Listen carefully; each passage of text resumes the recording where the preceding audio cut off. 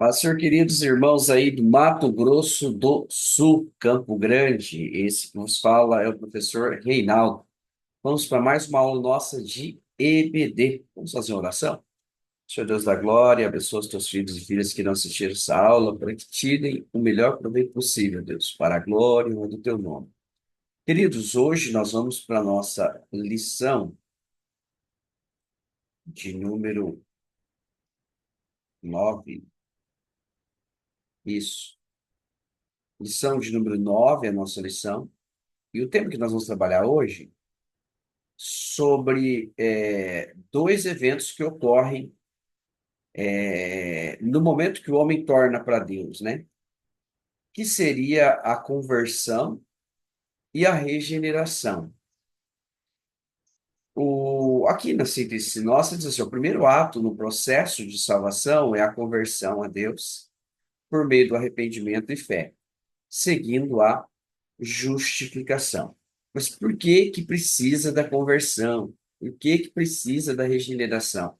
Queridos, é um desdobramento lógico. Ó, a gente vem estudando doutrina do pecado. E aí a gente vai lá. Gênesis 2, 16, 17. Deus diz assim: olha, pode comer de todo fruto, mas do fruto do conhecimento do bem e do mal, não comerás, porque o dia que dele comeres, morrerás. Tá. E aí, Gênesis 3 e 6 diz que o homem e a mulher foram lá e comeram do fruto. Tá. Ou seja, pecaram. E o que é pecar? Errar o alvo.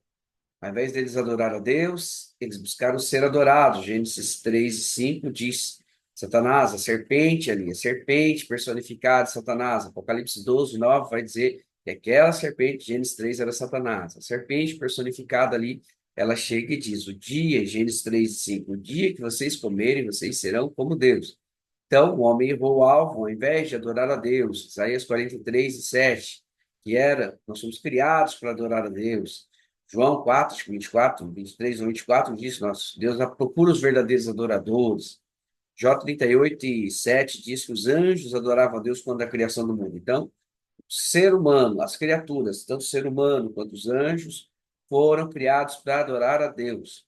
Mas, ao invés de adorarmos a Deus, nós buscamos ser como Deus, Gênesis 3 e 5, assim como Satanás buscou ser como Deus, Isaías 14, 14. Ou seja, observe bem, nós erramos o alvo. Ao invés de nós adorarmos a Deus, buscamos ser adorados como Deus. Buscamos ser como Deus. Tá. E qual que é a consequência do pecado? A separação de Deus. Não há como Deus conviver com as suas criaturas em pecado, porque isso aciona a justiça dele, ele vai exterminar as criaturas. Ou ele se afasta para não destruir tudo, ou ele regenera, e aí ele traz de novo a comunhão. E aí, qual que é o efeito do pecado? A separação. Isaías 59, versículo 1 diz assim, ó, as mãos do Senhor não estão encolhidas para que possa salvar, nem seu ouvido tapado para que não possa ouvir. Mas versículo 2 diz, a vossa iniquidade faz separação entre vós e vosso Deus. Romanos 3, 23, ele vai dizer o que para a gente? Todos pecaram, instituídos estão da glória de Deus. É o desdobramento lógico. Se você pegar ali Romanos 1, Paulo vai falar assim: os gentios estão em pecados. Por quê? Porque caíram na idolatria. Por quê? Porque caíram nos pecados sexuais. Por quê? Porque eles caíram na imoralidade da conduta, né? Ele vai falar na imoralidade da conduta, capítulo 1 de Romanos. Capítulo 2, ele fala assim: os judeus também não estão em melhor situação, que têm a lei, mas não guardam a lei, dizem da lei, mas não cumprem a lei. No capítulo 3 ele conclui ali: não tem ninguém bom, está todo mundo debaixo do pecado, tá? No capítulo 3 de Romanos. Isso nos mostra a pecaminosidade, tá? E todos pecaram, Romanos 3, 23, destituídos estão da glória de Deus. Então nós estamos separados de Deus. Para termos comunhão com Deus, nós devemos fazer o caminho inverso e retornar para Deus. Isso é um ato humano, tá? Não é o homem não é compelido a isso. Infelizmente, eu discordo da linha calvinista, né? Que é como se Deus compelisse, né? Porque se elegeu, ele elegeu, a graça vai ser irresistível, o homem como se fosse arrastado por um anzol até Cristo. Não, não. A graça irresistível para mim é como se pegasse a pessoa assim, o eleito, né? com anzol e compelisse e levasse ele até Cristo. Não, não. Aquilo que eles falam de monergismo, ou seja, uma única ação só divina, como se catasse o eleito e arrastasse. E o réprobo, como se jogasse ele no inferno, mesmo que ele quisesse. Não, eu entendo que é um ato humano. O arrependimento, a conversão é um ato humano. Um ato humano, tá?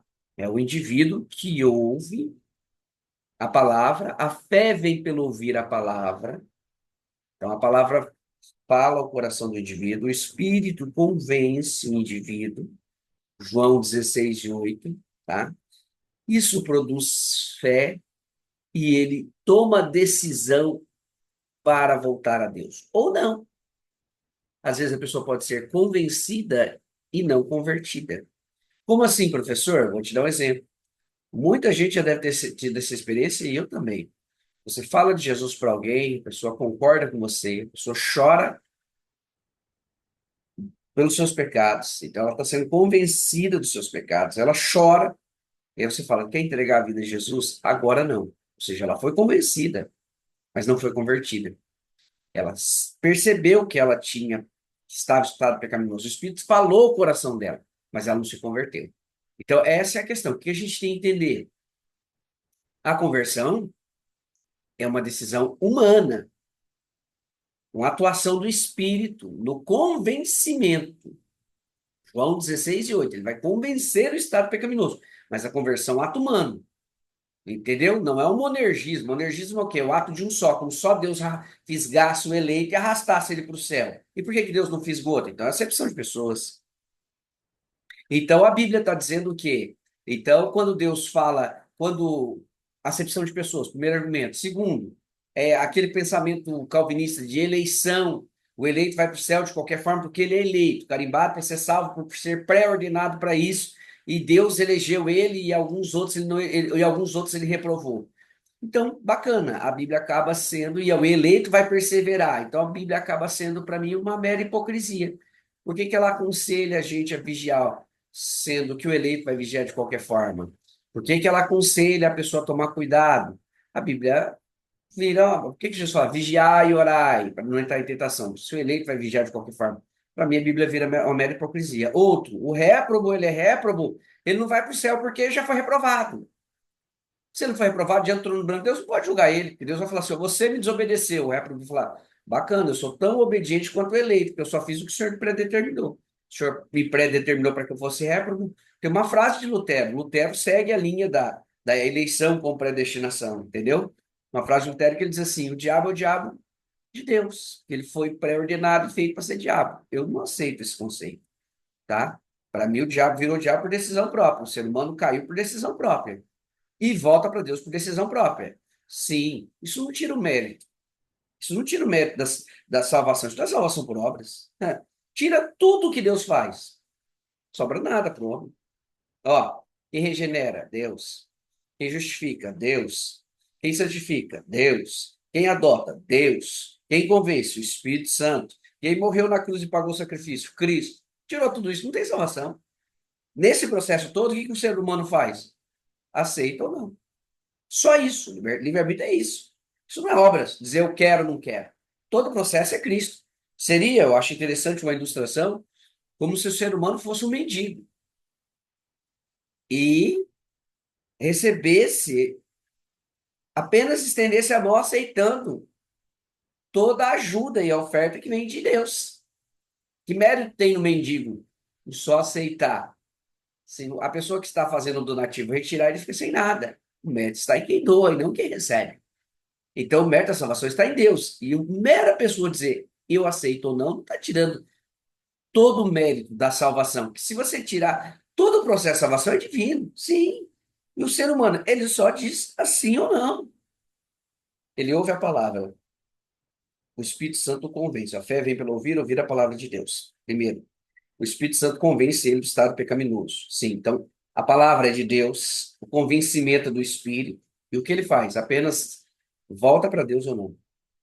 O arrependimento é ato humano. Seria uma hipocrisia. A Bíblia diz: arrependei-vos, mas só vai arrepender o eleito. Ah, então estou chamando todo mundo para arrependimento, mas só o eleito vai se arrepender. Então, por que chamar todo mundo? A Bíblia chama todo mundo a arrependimento, porque é obrigação de todos se arrepender, e quem não se arrepender vai ser cobrado por isso. Para mim, essa questão de só os eleitos se arrepender fere a justiça divina por vários fatos, queridos. Fere a justiça divina, é desproporcional, é injusto, para mim é injusto, tá? Então, a questão é o seguinte, Deus chama todos ao arrependimento porque todos podem se arrepender e devem se arrepender, porque o Espírito vai falar com todos. Aí a pessoa toma a decisão, sim ou não. Ah, mas o homem está morto. Sim, está morto, mas a atuação do Espírito é vida. O Espírito vai falar o coração dele, não é ele. Porque senão a gente tem que fazer igual a linha calvinista. Eles dizem, primeiro o homem está morto, depois ele é regenerado, depois ele crê. Ou seja, você nasce de novo para depois você crer. Olha aqui, colocou o quê? Para mim, coloca a carroça na frente dos cavalos. Se é salvo para depois ser salvo? Não. No meu entendimento, não é isso. No entendimento, o quê? O homem está morto, sim, nos pecados. O Espírito Santo vai lá e traz vida, e atua nele, falando o quê? Falando no coração e convencendo. O Espírito Santo está atuando, mesmo morto, o Espírito Santo está falando. Essa morte em tese não é uma morte absoluta. Porque se fosse uma morte absoluta, absoluta, absoluta, absoluta, absoluta, absoluta, nós não teríamos indivíduos que não são crentes que fazem coisas boas. Entendeu? Então não é uma morte absoluta, é uma morte de separação de Deus. Mas não é uma morte absoluta que a pessoa não pode ouvir Deus em momento nenhum. E a pessoa fica inatingível por Deus. Ah, inalcançável. A pessoa é inalcançável, está morto e Deus não consegue falar para ele de jeito nenhum. E ele tem que ser regenerado para depois ouvir Deus. Não, nesse sentido, não. O Espírito pode falar ao indivíduo mesmo caído. O Espírito Santo fala ao indivíduo mesmo caído, ele ouve a palavra, a fé vem pelo ouvir a palavra de Deus, a palavra é poderosa, o Espírito convence, e aí sim ele se arrepende e se converte, voltando para Deus. E aí inicia-se esse processo espiritual de regeneração, justificação, adoção e santificação. Estado e depois santificação, processo. Vamos lá. Ó, quando alguém entrega a sua vida a Cristo, uma porção de eventos ocorrem. Após o indivíduo ser convencido pelo Espírito, nós já falamos isso, ó, ele entrega a sua vida a Cristo. Assim que ele aceita Cristo, ocorre o quê? Ouve a palavra, a fé vem pelo ouvir a palavra de Deus. O Espírito convence o seu estado pecaminoso, ele se converte a Cristo. Neste instante, ele é regenerado, sim. Ou seja, é o novo nascimento. Mas, professor, por que que ele precisa ser regenerado? Filipenses, Efésios 2:1 vai dizer: nós estávamos mortos, os nossos delitos e pecados fomos vivificados. 2 Coríntios 5:17 vai dizer que nós somos, se alguém está em Cristo, nova criatura é. As coisas velhas se passaram. Romanos 6:4 vai dizer que somos chamados ali para ver novidade de vida. Por que de tudo isso? Por que precisamos ser vivificados? Por quê? Porque pecamos lá em Adão. Lembra? Nós estudamos isso na primeira fase. O salário do pecado é a morte. Então, pecamos em Adão. Por conta desse pecado original, nós estamos mortos espiritualmente. Não é que o indivíduo sem Deus não tem espírito de ser espiritual. Claro que ele tem, tanto é que ele fica buscando aí nas outras religiões se satisfazer, tá? Ele tem espírito, tem sede espiritual, tá? Mas aí nosso espírito está separado de Deus. Quando a pessoa se torna para Deus, ele é vivificado, ou seja, regenerado e vivificado. O seu espírito volta a ter comunhão com Deus, tá? Ó, assim, a conversão é um ato que, embora espiritual, é de grande impacto na vida da pessoa. Aqueles que alegam ter se convertido sem que nada tenha ocorrido, em verdade não provaram o novo nascimento, mas apenas vincularam a instituição religiosa. Essa é a questão. Não existe, queridos, conversão, regeneração, justificação, santificação e adoção sem influência na vida do indivíduo.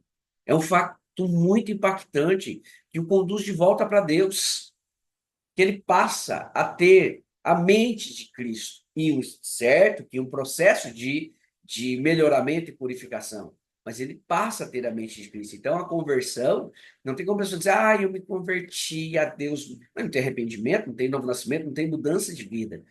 Então, não existe conversão sem mudança de vida, tá? Vamos lá, a conversão é o primeiro passo. O que seria a conversão? O arrependimento e a fé são dois elementos essenciais da conversão, ou seja, a pessoa ouve a palavra, o Espírito Santo fala para ela, convence ela do seu estado pecaminoso, ele se arrepende do seu estado pecaminoso e crê nessa proposta de redenção. E aí ele retorna para Deus. Então, o primeiro passo nessa conversão de retornar a Deus é justamente isso, tá? Aqui, ó, o Wharton diz assim, ó, conversão significa dar meia volta, em tese é isso, mas é muito mais do que isso, tá? O primeiro passo é isso. As escrituras fazem muitos apelos aos pecadores para que voltem a Deus. Então, está relacionado ao arrependimento. Lembra do filho pródigo? Foi embora da casa do pai, lá longe, ele caindo em si. Observe, caindo em si é um ato do pródigo. Tá? É um ato do pródigo, um desgarrado. Eu vou voltar para a casa do pai. Ele se arrepende e volta para a casa do pai. Ó, as escrituras fazem muitos apelos aos pecadores para que voltem a Deus. A conversão é a resposta do pecador à convicção conferida pelo Espírito Santo. O voltar-se a Deus é composto por dois elementos: arrependimento e fé. Ouve a palavra de Deus, convencido pelo Espírito Santo, ele se arrepende do seu estado pecaminoso e volta-se com fé a Deus, crendo na redenção proposta por Cristo Jesus. Tá? Não se trata de um ato meramente emocional. Não, a palavra conversão vem do grego metanoia, que é mudança de mentalidade. Lembra daquele processo que ocorre com a borboleta? Quando ela deixa de ser borboleta, lagarta e vira borboleta, ela é lagarta e vira borboleta. A gente chama isso de metamorfose. Meta, mudança, morfê, forma. Mudança de forma. Aqui, ó, o prefixo é o mesmo. Meta, mudança, noia, de mente, ou nous, de mente, mudança de mente. Metanoia, mudança de mente. Então, a conversão não é meramente um ato emocional, não é meramente chorar. Não. A conversão é muito mais que isso. Ela vai trabalhar o quê? Na mudança de mentalidade da pessoa. Por isso que se alguém está em Cristo, nova criatura é. Por isso que Paulo vai dizer lá em Romanos 12, que transformai-vos, versículo 2, pela renovação do vosso entendimento. Por isso que ele vai dizer lá em Coríntios, que ele fala assim, levando cativo todo o entendimento. Por isso que a conversão, após a conversão, o crente, ele deve ser ensinado. Ensinado, e o ensino envolve o quê? Uma atividade intelectiva, uma atividade racional. Por isso que ele vai passar por um processo de mudança. Por isso que lá em Efésios 4:11, um dos ministérios é o mestre. Que o mestre vai ensinar mudança de mentalidade. Então, não é meramente um ato emocional. Então, ele ouve a palavra, o Espírito Santo convence ele do estado pecaminoso, gera fé, ele volta para Deus se convertendo, a sua mente começa a ser transformada, ele é regenerado, justificado, adotado, santificado, e a sua mente entra em um processo de transformação, mudança de valores e de novidade de vida. Ó. A palavra metanoia, já falei para vocês aqui, tem o sentido de mudança de mentalidade, esses são os sentidos dela, tá? Por que mudar de mentalidade? Porque o pecado afetou o homem por todo. O pecado não afetou somente o instinto que deixou o homem com vontade de cair, de pecar, o homem e a mulher. Não, ele afetou o ser humano como um todo, tá? Na vida volitiva, emocional, racional, mental, comportamental, como um todo. E por isso que tem que haver um retorno, uma volta para Deus. Porque o pecado corrompeu a consciência humana também, tá? Tito, ó, Paulo escrevendo a Tito, diz que os descrentes possuem uma mente e consciência corrompida. Tá? Nous aqui de mente, né? Que eu falei para vocês. Metanoia seria literalmente meta mudança de nous, de mentalidade, tá? O noia ali, ele é derivado ali uma desinência, uma forma de expressão de meta de nous, tá? Olha aqui, ó. Envolve não apenas, mas também o intelecto, ó, pois é um processo. Primeiro ouvimos a palavra, depois entendemos o que ela está nos dizendo, em seguida esse entendimento gera fé, ocasião que cremos e confessamos em Cristo. Então, veja, é um processo. A pessoa ouve a palavra, a fé vem pelo ouvir a palavra de Deus, o Espírito Santo convence a pessoa, ela passa a entender, explica, esclarece, convence, ela passa a entender, e aí vai gerar a fé, confessa os seus, retorna, começa a se arrepender, confessando seus pecados, retornando a Deus, e esse processo todo que acompanha instantaneamente a conversão. Por que devemos aprender mais de Cristo? Paulo diz, ó, que devemos nos transformar pela renovação do nosso entendimento. O que eu falei para vocês? Não é meramente um ato emocional. Transformar pela renovação do entendimento é conduzir à obediência de Cristo todo o pensamento. Então, Paulo fala sobre pensar coisas boas, o que é justo, o que é agradável a Deus, Filipenses 4:8. Por quê? que a conversão não é meramente, passamos a ter a mente de Cristo, 1 Coríntios 2,16, não é meramente um ato emocional, envolve também uma transformação mental, de raciocínio e de valores, regeneração e o novo nascimento. A regeneração está relacionada ao novo nascimento. Ó. Regeneração é um ato secreto pelo qual Deus, secreto de Deus, pelo qual ele nos concede nova vida espiritual. É o nascer de novo espiritualmente. Isso é regeneração. Enquanto a conversão é o ato que o ser humano volta a Deus, o primeiro ato é esse. Ó, ouve a palavra, o Espírito convence, qual ato? Volta para Deus, conversão. Nesse voltar para Deus na conversão, quando ele volta para Deus, ele tem fé, gera fé, ele se arrepende, o arrependimento e a conversão estão juntos ali e ele volta para Deus. Quando ele volta para Deus, então veja, ó, ouve a palavra, gera fé, ouve a palavra, o Espírito Santo convence ele do pecado, gera fé, tudo ali juntos, gera fé. Ó. Ele ouve a palavra, a fé vem pelo ouvir a palavra de Deus. O Espírito Santo trabalha, ele gera fé para a conversão. O Espírito Santo convence ele desse pecado. Ele volta-se para Deus. Ele volta-se para Deus. Quando ele volta-se para Deus arrependido, tá?